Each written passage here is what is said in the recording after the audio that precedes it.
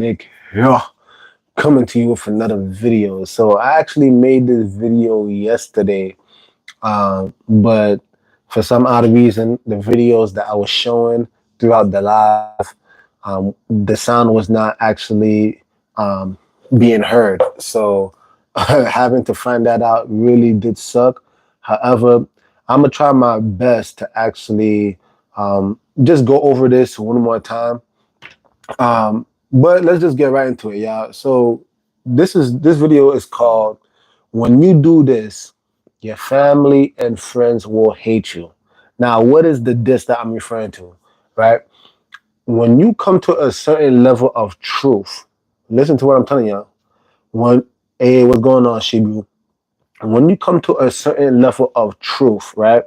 What you will find out is that in the process of you walking in this truth, 9 times out of 10, you will feel a deep sense and conviction to try to relay that truth back to your family and friends.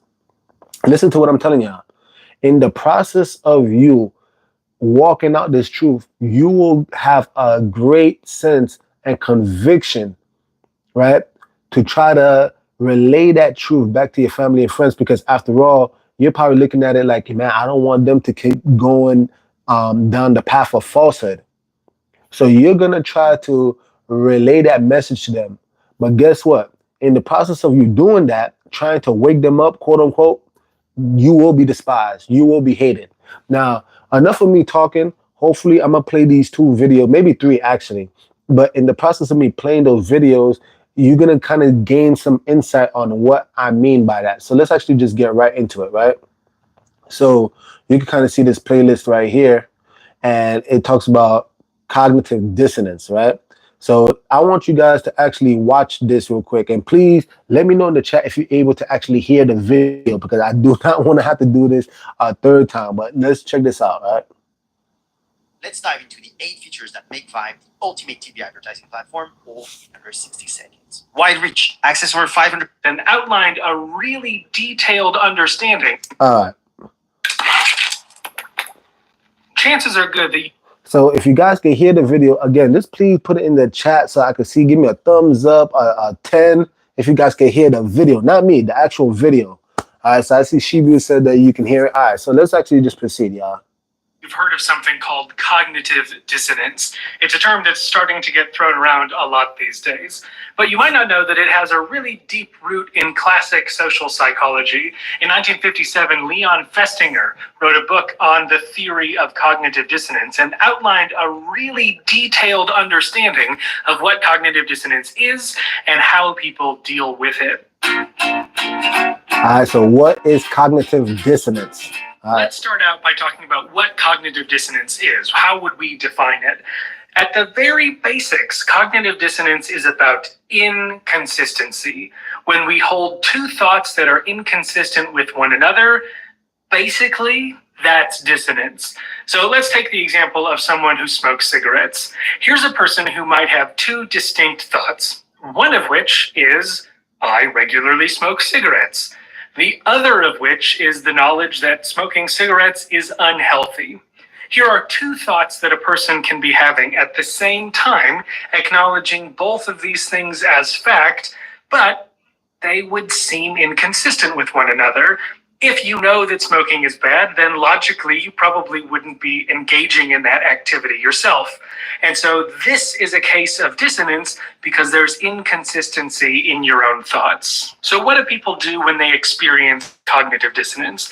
Okay, so now you guys got to understand something, right? Please bear in mind, he started off by saying that you have inconsistency in your thoughts. Now, why is that even a problem? I'm gonna tell you why that's a problem. I started off in the video by saying that, in the process of you walking out in truth, right? If you had 2 opposing thoughts in your mind, let's say 2 + 2 = 4, and then 2 + 2 = 5, there's inconsistency there. And so subconsciously, you automatically know that one of them has to be false. Think about what I'm trying to tell you here. Subconsciously, your mind has already computed that if these 2 ideas are conflicting, that means I'm automatically not operating in truth because truth does not contradict itself. Do you understand what I'm saying? And this is the reason why, like I was telling you, if you here are presenting truth to your family and friends and loved ones, right? They already have a previous thought pattern. So you trying to present this new thought pattern to them, they're gonna be like, I don't want to have to admit that I'm actually walking in falsehood. I don't want to have to admit that my whole life is actually a lie. So they're gonna hate you because you're the source of pain for them because you're presenting them information that they actually do not want to engage with right now. Nobody wants to admit that they're actually walking in lies, right? But let's actually.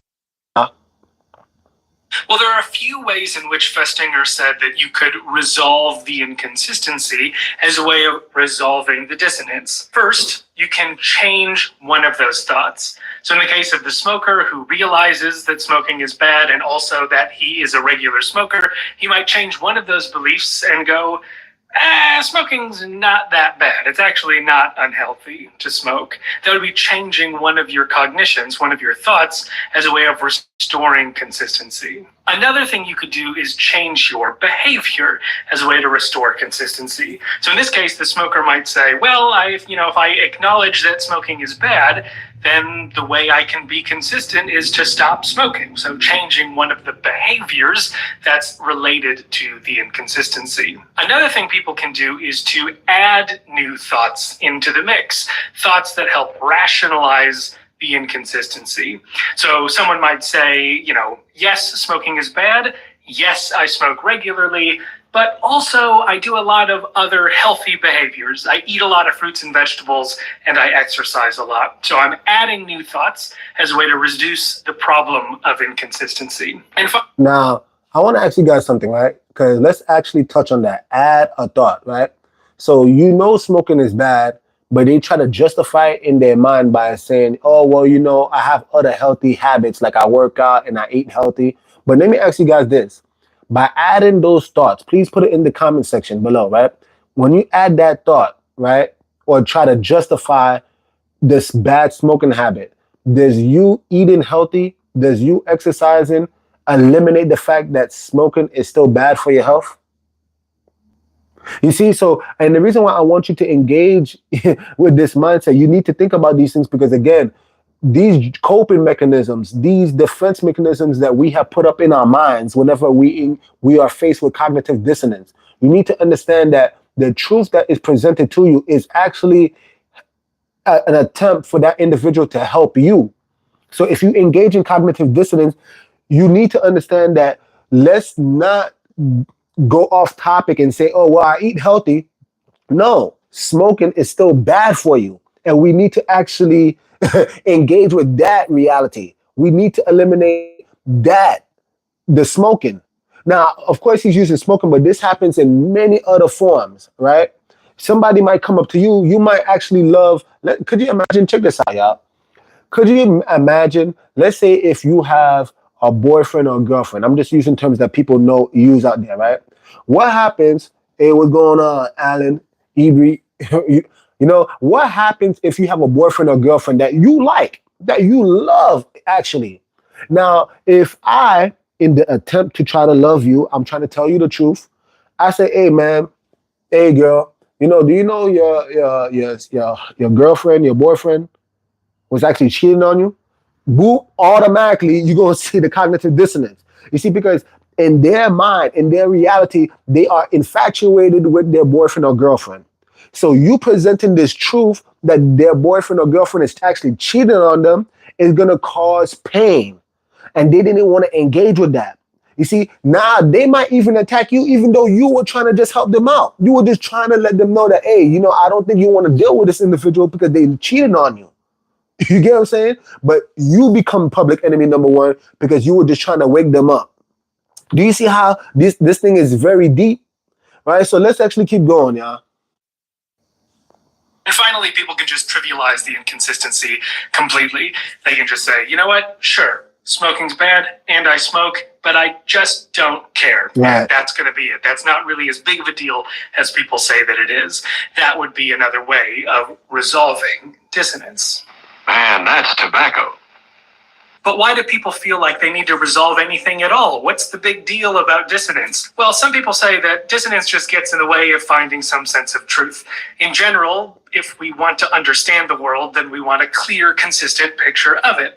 And anything that makes us feel inconsistency is something that's a problem, and we're motivated to restore consistency again. But most of the research in dissonance has looked at something a little bit different.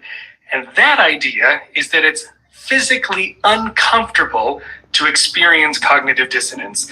There's actually some negative physical tension that you feel anytime you recognize two inconsistent. Man, do you hear how deep that shit is? Can you imagine that you presenting truth to people, or let's just say present a different idea to some individuals? Can you imagine that right there is alone to actually cause them physical discomfort? They can actually experience physical discomfort all because you told them something. Again, now you can see why your family and friends may at times turn you into an enemy when you present them new information, because you are literally and physically causing them discomfort. You're causing them pain. And you're probably thinking to yourself, man, the shit that I'm telling them, I'm assuming that they would love it. They would love to hear this information. Why are they making me an enemy? Because you're causing them pain. But Nick, I didn't punch them. I didn't stab them. I didn't shoot them. You're causing them pain. The truth causes people pain. This is what I'm trying to get you to understand. Look at this right here. If you guys can actually see what I'm pointing to, right? Notice I titled this playlist Matrix, because if any of you ever seen The Matrix, you will understand that, these people who refuse to actually come out the Matrix, these people who are asleep, in order for you to wake them up, it might require a violent act. You need to probably shake them up to wake them up. But they don't want to deal with that discomfort. And this is why people rather stay in the Matrix. They will literally fight you tooth and nail just to stay in the Matrix, just so that they can avoid truth. Let's keep going. Or realize that you've done something through your behavior that contradicts your true attitudes and beliefs. And so lots of studies have shown that this is the case by hooking up different sensors to people or tricking them into thinking that some pill makes them feel uncomfortable when in fact just their inconsistent thoughts is what's doing it. All of this research you can find more about in my blog post on this topic, but suffice it to say that for the most part, when you feel cognitive dissonance, you're feeling actual physical discomfort. You're feeling inner discomfort as well. And anytime we feel bad, we want to feel better. And to feel better, we just find a way to be consistent again. That's the driving force behind cognitive dissonance. It's worth pointing out that there are a couple times when dissonance is especially likely to motivate this action to resolve the inconsistency. One of them is the perception that you had some choice over the inconsistency. So sometimes in cognitive dissonance studies, what they'll have people do is agree to write some essay arguing against their own beliefs. So if you don't believe that your school should raise tuition, if you agree to write an article saying that your school should increase tuition, then that would be a case of dissonance. However, it would only make you feel that dissonance and that motivation to resolve inconsistency if you felt like you had a choice over whether or not you wrote that essay. If you didn't have any choice, if someone literally says, you have to write an essay before we can let you leave, and it has to say tuition increase is good, well, then you didn't have any choice over it, and it's not really that big of a problem. It's when you realize that you did have a choice, and you chose to do the thing that contradicts your own opinions, that you have to then find some comfort within yourself by resolving an inconsistency. Man, I'm a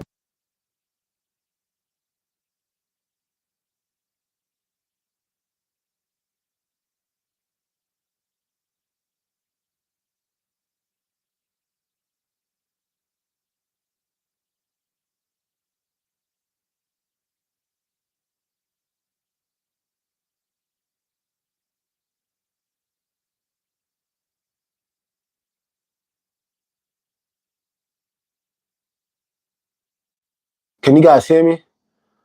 I might have to stick to this. But anyway, if you guys listen to what I'm telling you, right? If you have no choice in the matter, you could justify it and say, well, there's no choice, so is it really that bad? I'll give you a perfect example, right? In the situation of something as simple as, let's say, the government, right? Now, the government, for a lot of people, not all people, but for a lot of people, the government provides your schooling, the government provides your food, the government provides your housing, the government provides your education, all that stuff, right? So, and because you never did your own due diligence to find alternative ways to provide food for yourself, alternative ways to have housing, alternative ways for education, you assume that the government is the only solution and option you have. Therefore, if things go unfavorably, you could just justify it in your mind and say, well, hey, I have no control over it. Really, I had no choice in the matter. It just, that is how it is. That's just life, right? And you hear those terms being thrown. It's just life. Well, it's not just life. And if I come up to you right now and I say something as simple as, hey, do you know you can actually grow your own food? Do you know you can actually grow your own house? Build your own house, excuse me. There's other forms of education out there, right? Like, you don't have to go to the public school system, right? And if I present these ideas to you, like I told you before, that's when the cognitive dissonance begins, because now you have two conflicting ideas in your mind. But guess what? What also causes the pain is the fact that you realize that you actually had a choice in your slavery all this time, right? Before, in your perfect little world, the government, you had no choice. The government was just providing all your needs. So you never had to fight against what was taking place. But if I come and I tell you there's an alternative way, and in actuality, you are choosing what the government has to provide for you, even though you have the choice to do otherwise, that's when the pain comes in. Because you see, the pain comes in, as that man was saying before, when you realize that you had a choice in the matter. When you had a choice in the matter. You see, some people, this is what I'm trying to get you to understand, right? It's almost like, let's go back to the example of the guy or the girl that has, let's say, a significant other, right? If your significant other, right, if you don't know that they're cheating on you, and especially if you have a scarcity mindset and you think that, oh man, this person is perfect and I can't find any better, you're gonna just settle for anything. You're gonna settle for any person that comes your way. But if I come and I present to you that, your boyfriend, your girlfriend was actually cheating on you, and do you know you have the choice? Listen to what I'm telling you. Do you know you have the choice, and you should exercise the choice to leave that relationship? Oh, that's when all hell breaks loose. You see, because again, now I'm putting the accountability back on you. Because now you have to rationalize with your mind, like, damn, why am I in an abusive relationship? Why am I in a relationship where this person doesn't value me? And do I even want to entertain that? Or do I want to live in a fairy tale, AKA the Matrix, and still just settle for this individual? Do you see the problems that come? You see, so in other words, cognitive dissonance is when people are presented with truth, and now you leave them the choice. You are giving them the choice to walk in the truth that you have presented them. And 9 times out of 10, most people, to avoid pain, they're going to just rationalize it. They're going to trivialize what you just said. Man, that's not that important. It's not that deep. I'm okay with eating government food. I'm okay with government schooling. I'm okay with these things. I don't really care. They're going to engage in those coping mechanisms, and they're going to make you the enemy. And I'm going to tell you right now, a lot of you, I'm sure you possess so much love in your heart for your family and friends. You're going to fall in the trap that most people fall into. You're going to keep coming back to them. But no, you got to see this. Surely this is wrong. You got to see this. You're going to keep going back and back and back. And then what you're going to do, you're going to tire yourself out. And more importantly, you're going to make your family and friends a bigger enemy because they're going to just be fed up with you. They don't want to hear the truth. They don't want to get out the matrix. They don't want to wake up because of the cognitive dissonance. Now, to prove it to you, we're going to watch this next video. It's called Plato's Allegory of the Cave, and it's going to explain everything that we were just talking about in a much better sense. Let's check this out. Your business thrives on quality leads. Google Ads powered by Google AI. And once again, y'all, if you guys are enjoying this, please like, subscribe, comment down below. Hit that like button, y'all. But let's check this out. What is reality? Knowledge. The meaning of life.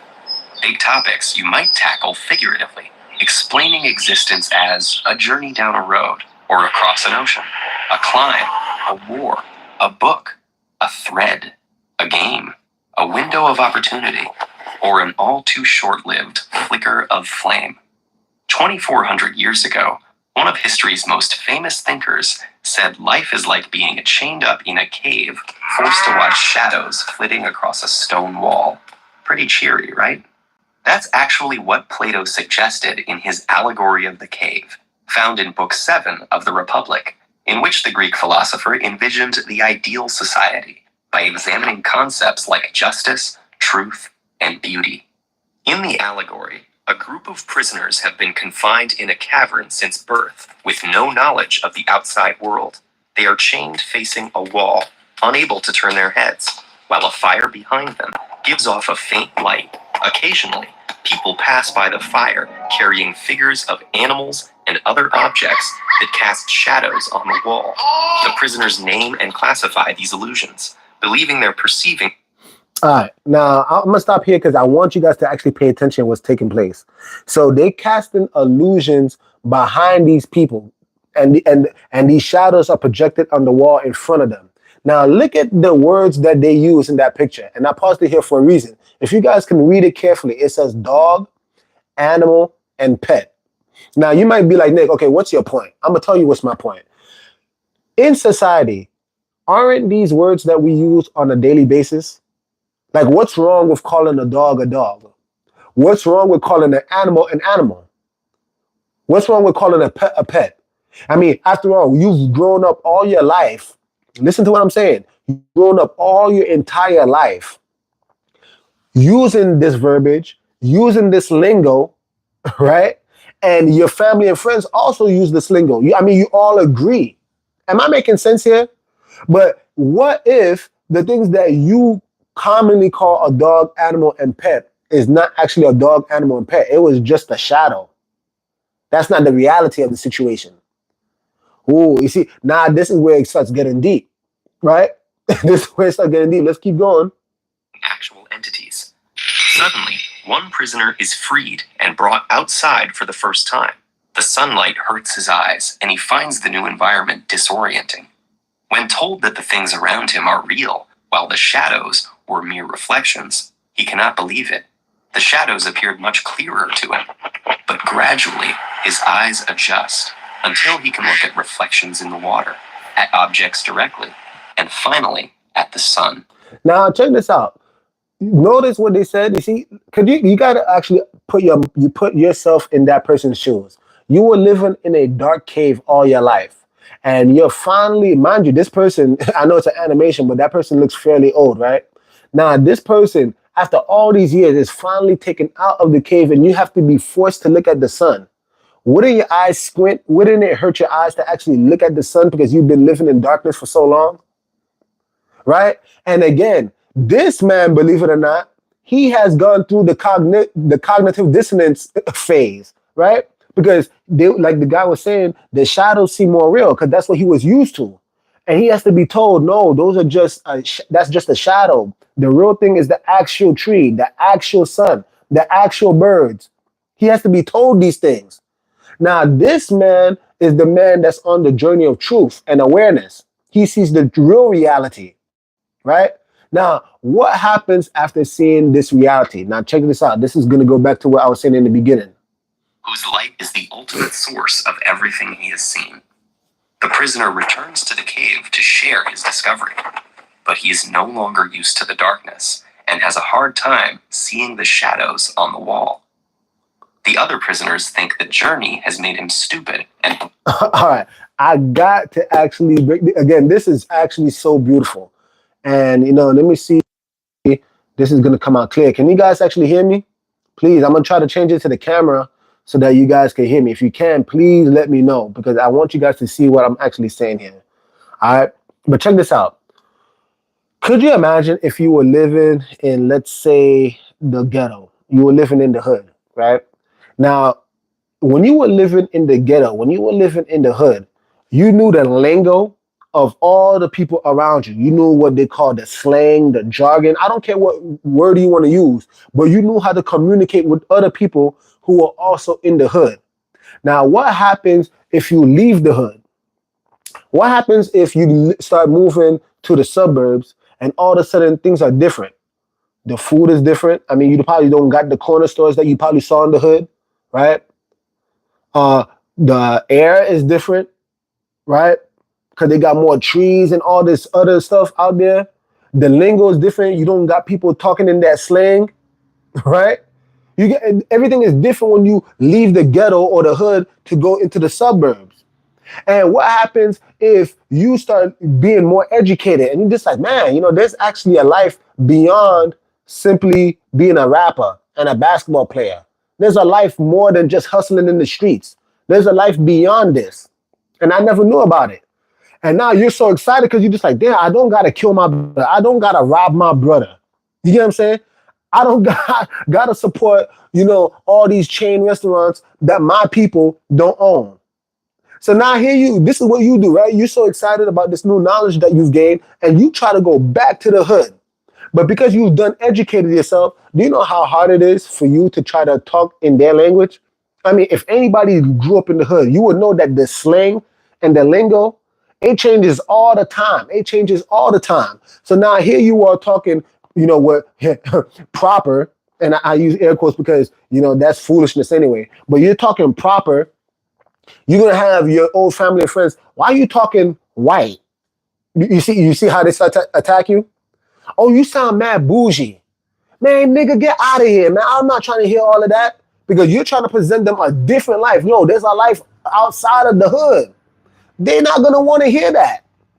And now, do you know how many people? You have Nipsey Hussle, you have Malcolm X, you have all these great people a long time ago. They would try to come back into the hood to affect change. And guess what takes place? Now, they try to kill those individuals. Why? Because it goes back to that first video. That's the cognitive dissonance. You see, this is what I'm trying to get you guys to understand. This is why it's so hard.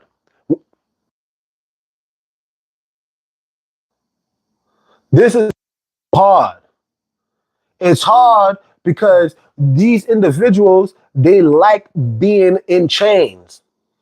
They like it. They love it, actually. They love being in chains. They love being in what's called the matrix. They don't want to wake up. So that's what I'm trying to get you guys to realize and understand. You see, it's not even personal. It's in their programming. They are designed to fight against you, to resist you. Why? To keep other people in the matrix. You know what I'm saying? The system that surrounds us. They know when people start to wake up and they have a particular level of knowledge. That's why they are demonizing the media. That's the reason why they're criticizing the media. This is the reason why they might be shadow banned or whatever terminology you want to use. Because they are a threat. Nah, this person is waking people up. Could you imagine? Could you imagine? Think about what I'm saying. Something as simple as this, right? A dentist makes their money by what? Healing, curing people's teeth, right? Quote unquote. Now, what incentive does a dentist have in actually curing your teeth? In actually healing whatever disease you have in your teeth? What incentive do they have? Now, you might say to me, Nick, man, you tripping, bro. Nah, the dentist has helped me out. Okay, cool. But don't you realize you have to keep coming back to them year by year? You got to keep getting checkups. Why? It's designed that way. Now, if I tell you that, yeah, I would venture to say they're not healing your teeth. They're just treating your teeth, right? They do just enough to make you feel better, but you still got to be dependent on their drugs, their medications. You got to keep coming back. And when I speak this way, you might look at me like, Nick, man, you crazy. You tripping. No, I'm not tripping. What if you found out that there's other ways that you can actually cure your teeth? There are alternative ways that you can actually brighten your teeth without having to depend on the dentist.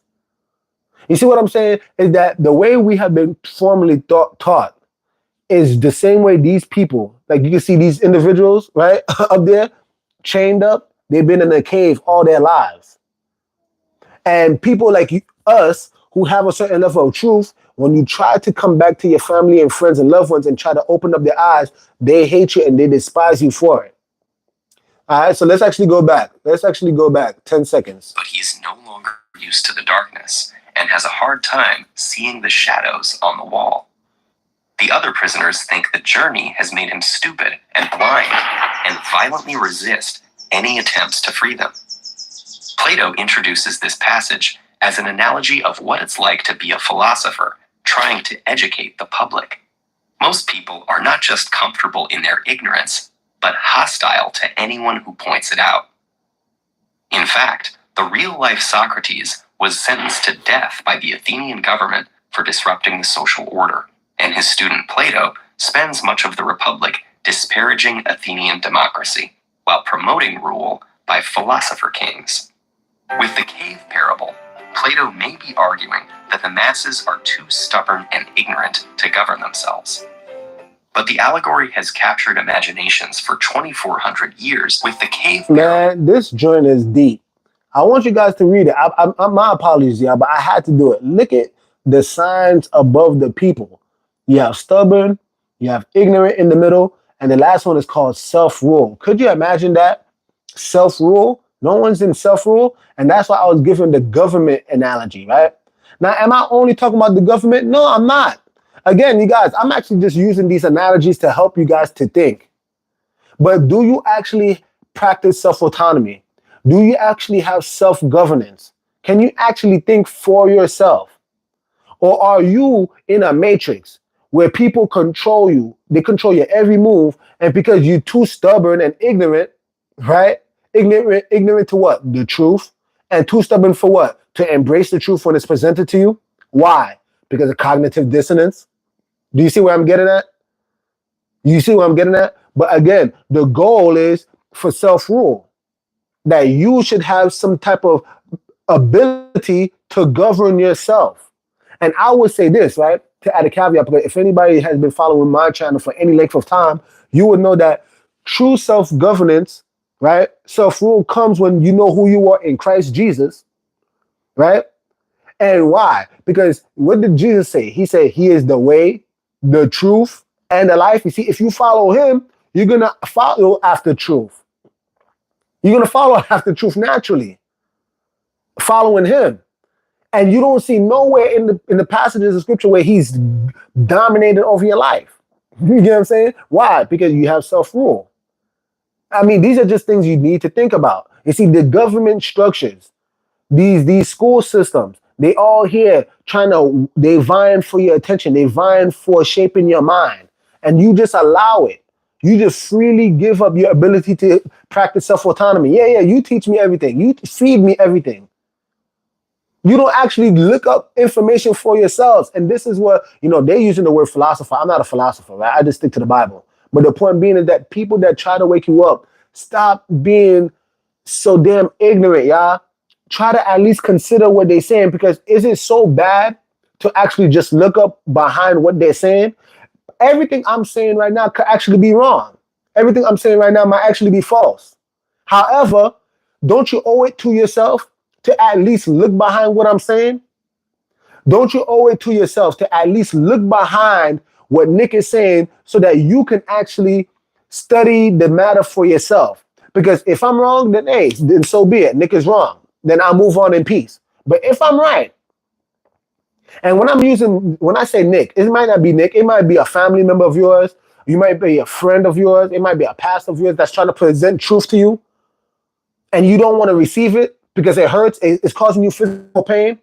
Then you owe it to yourself to at least look behind what they're saying, because if what they're saying is true, even though it might be painful to embrace this truth from the beginning, the same way that man was squinting when he saw the sun, eventually your eyes will adjust. Eventually your eyes will adjust. And you're going to be so grateful, right? You're going to be so grateful when you're able to look out there. You're going to be able to look out and be like, damn, this is what the sky looks like. damn, look at all the colors. This is what a tree looks like. This is what a real bird looks like, rather than all the shadows that were all monotone in color. They all look black. Now you finally starting to see the real colors for the first time. That's an analogy of what's taking place in your life when you embrace truth. Yes, it's going to hurt in the beginning, but you're going to be thankful. I see a comment in there, Alan, Ibri, even in music, dissonance has to be resolved. Or I'm assuming you said or else it makes really bad music. Perfect example. And as a musician myself, I appreciate everything you're actually saying right there. That's straight up facts, right? The dissonance has to be resolved. That's a beautiful example, Alan. Great job, man. Let's keep going. Plato may be arguing that the masses are too stubborn and ignorant to govern themselves. But the allegory has captured imaginations for 2,400 years because it can be read in far more ways.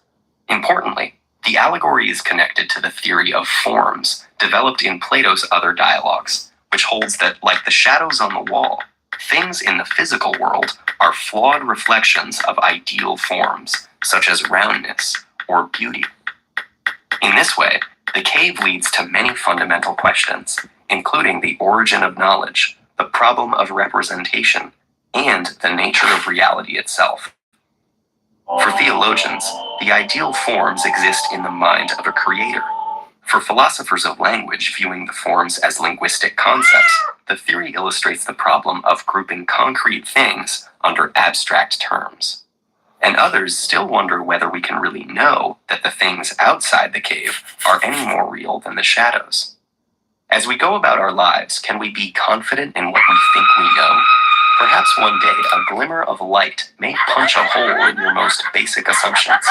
Will you break free to struggle towards the light, even if it costs you your friends and family? Ooh, come on. Or stick with comfortable and familiar illusions? Truth or habit? Light or shadow? Hard choices, but if it's any consolation, you're not alone. There are lots of us down here. Man, that was awesome.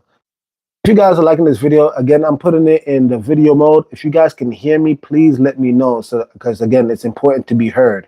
All right, please let me know if you guys can actually hear me. But I want to actually land the plane by saying this, right? You know, notice what he's saying, right? Are you willing to go through the pain in order to find the truth? Right? Again, you know, my channel is called The Message Set, and the message is the gospel, right? And one thing that I really try to emphasize is that you guys, please seek out actual truth. But this is what I want you guys to understand, right?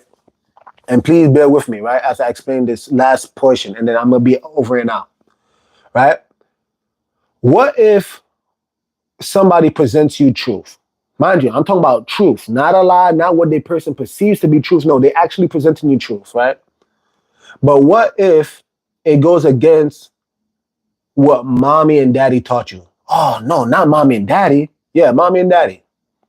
What if it goes against what your auntie, your uncle, your brother, your sister, your teacher, the government, your pastor, you name it, whatever person that you value in your life, what if the truth goes against what they have been telling you? Would you have the confidence to actually look behind it?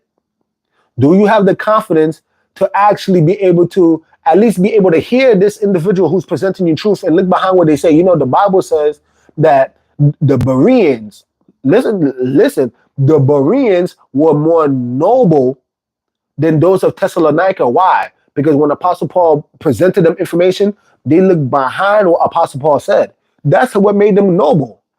So the question that I have for you guys, are you a noble? Are you a noble individual?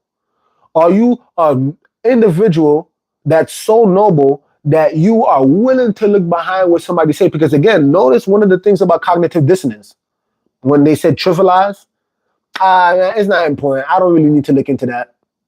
Growing my own food is not really important. Building my own house, that's not important. Owning my own land, that's not important. Supporting the businesses within my own community, that's not important. I don't need to do that. Education outside of school, I don't gotta do that. That's not important. Do you see that? And when I speak in such a manner, don't I sound kind of ignorant? Think about that. Think about that. Do you know some people stop learning after school? Some people literally stop learning after high school or college, and they stop. They never try to open up a book ever again. They never try to educate themselves ever again. And if they even are presented with any type of information, they just reject it. That's the cognitive dissonance. That's those dudes that's in the cave, and because you don't know how to look at the shadows anymore. Nah, they make you an enemy. They think you're crazy. They think that you done deceived yourself. You get what I'm saying? You guys, I really want to emphasize this for you because again, I really want to point out, y'all, on a serious note, that you owe it to yourself to look behind everything that is presented to you. And I don't care who. Hey, what's going on, my brother? What's going on, Marcus? Bless you. You know what I'm saying? You owe it to yourself to look behind everything that is presented to you, regardless of the individual. I don't care how much you look. It's like what the Bible says: prove all things and hold fast to that which is good. Yeah, prove all things. Don't just blindly go to the beat of the drum and you just, yeah, I'm not gonna look behind anything because I trust mommy and daddy. Surely they wouldn't steer me wrong. Oh yeah, I trust my teacher. They wouldn't. I'm gonna end off with this funny clip, and I promise I'm out. Right? Look at what took place. I remember. I would never forget this took place when I was in elementary school. Right? I was one of those children that would always ask questions, always raise my hand. Oh, but what about this? What about this?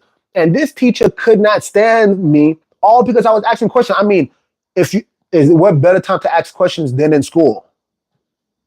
Thank you very much. But anyway, getting back to the point, you know what's so crazy? I was reading in an astrology book. Listen to what I'm telling you. I was reading in an astrology book all these facts about planets and asteroids and all, you name it, right? And then we were taking a test.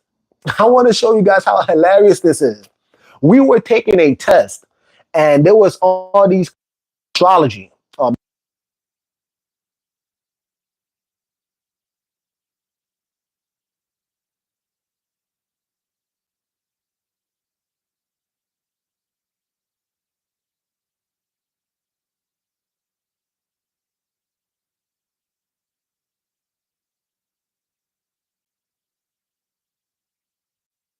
Can you guys hear me now? Can you guys hear me now? I'm gonna try to end off the video by saying this. All right. So I was taking this test, right, about astrology, and mind you, I already had been learning about astrology in.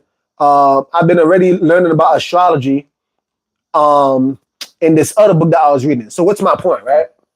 What's my point? My point is this, right? So when I was taking the test and I was answering all these questions, and I'm like, yo, man, I read that joint in the book, right? I read this joint in the book. So I was answering it with the ease. And guess what was so hilarious? When I submitted my test, right, and a couple of days went by and we were going over the test. The teacher was going over the questions in the test. And the teacher was just like, who has the answer for this? And I'm telling her the answer. And she just like, no, Nick, that's wrong. And me just being a scholar, this is elementary school, y'all. I'm trying to show you how the public school system is so demonic. In the elementary school, I literally was looking at it like, I was showing the teacher, look, this is what I read in the book. This is what it says. So why are you telling me that the answer is B when it's actually C? This is what I see in the book. And she had the nerve to tell me this, y'all. No jokes. Nick, you're not always right. The moment she said that, I knew it was personal because I was just like, whoa, always right. That sounds a little bit like an attack. Like, I'm just trying to show you what's in this book. What's this talk about, Nick? You're not always right. So guess what took place, y'all? All the class was looking at us, me and the teacher, bumping heads. I chose to shut up. You know what took place? I kid you not, y'all. As the Most High is my witness. The very same day on the intercom, you had the assistant principal literally tell the entire school, hey, you guys, believe it or not, we made a test. We made a mistake on the test, and the answer is not B. it's C. You know what took place in that classroom? All the children were like, oh, right? They were going insane. Why? Because they were just like, man, Nick proved the teacher wrong. And guess what, right? What's my point?